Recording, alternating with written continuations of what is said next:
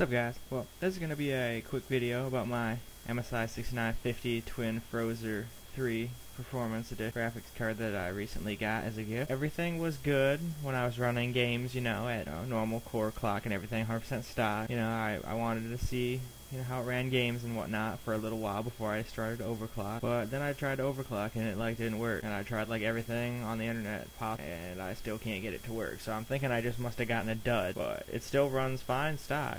You just can't overclock anything, no matter what you do. So I'm going to send it back and get something else, something that's probably going to be an NVIDIA product, just a quick hint, as I also missed my CUDA. I didn't even realize that Sony Vegas 11 used it, but it did, and it made making videos a lot faster, a lot easier. But before I send this back, at least I figured I would run some games and some benchmarks and whatnot, use fraps to record some average and minimum and maximum frames in a couple of my favorite games, probably Skyrim, Battlefield 3, and StarCraft 2, are the three I use. So I'm going to go ahead and do that, and then I will turn this screen back on when I get some results. So these are my Skyrim settings, running it at my native resolution here of 1920 by 1200, and aliasing it at 4x, and I'm doing 8, stuff's all high and an ultra. I've got the water reflecting everything, and all the view distances are turned all the way up. So those are the settings I use for Skyrim. So now let's get into some gameplay. Okay, now daytime and I'm more in an open area now. It might lag, it might not, I don't know. But at least on my screen it seems to be pretty smooth still. Just kind of walking around here, you can see the view distances turned up all the way. And man, does that look nice.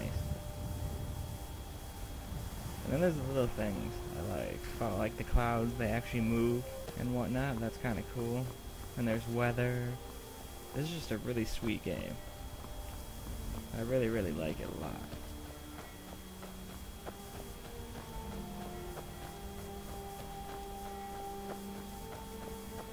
There we go, we can look at some water.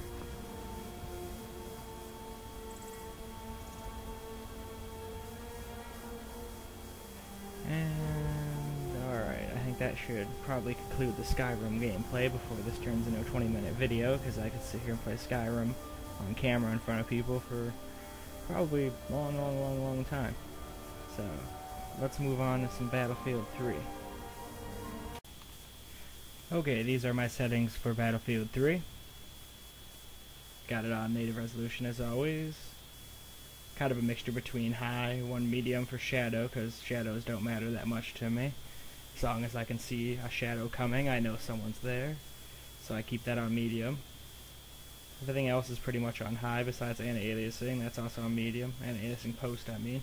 That's at 2 times. Anisotropic's at 8 times. I don't like motion burst, so I turn that off as well.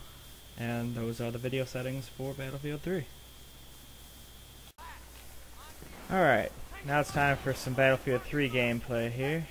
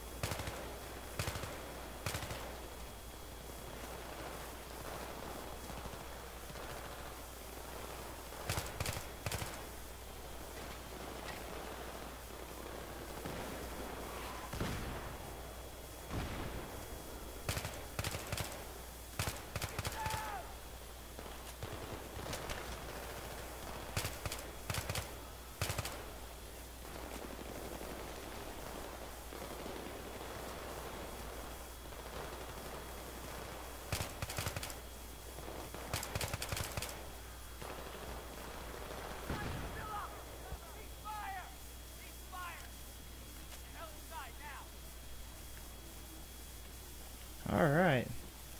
Didn't really have time to talk really during that one. Was focusing way too much on not dying. So I think that should about do it for the Battlefield 3 gameplay, otherwise it'll turn into a hour-long movie here. So now let's move on to some StarCraft 2. Alright, well, as far as temps go, it got up to a max of 72 degrees Celsius, which is 160 degrees Fahrenheit. And it was idling at 43, but that's in a 26 degrees Celsius room, which is 79 Fahrenheit. So it's almost 80 degrees in here. Very, very extreme condition. When the room was not that hot, it was never going even over 60. So, very good cooler, I'll give it that. Anyway, now let's minimize that, and here's Skyrim.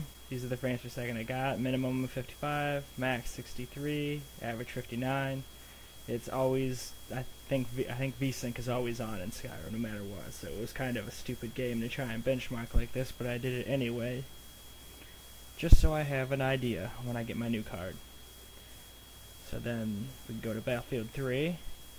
Minimum 40, max 62, average 48. And then in Modern Warfare 3 was 42, 48, 45. I didn't end up doing StarCraft just because it was like 80 frames a second like all the time, no matter what. And I didn't get a big enough army or anything like that either. So that's like the only time StarCraft 2 lags, is when you got like mass units on the screen. And since I couldn't do it, didn't end up doing StarCraft 2. But I think this video is getting kinda drawn out, so look forward to the new video I'm gonna have when I get my new graphics card, and we'll see how it stacks up against this one. So till the next video, peace out guys.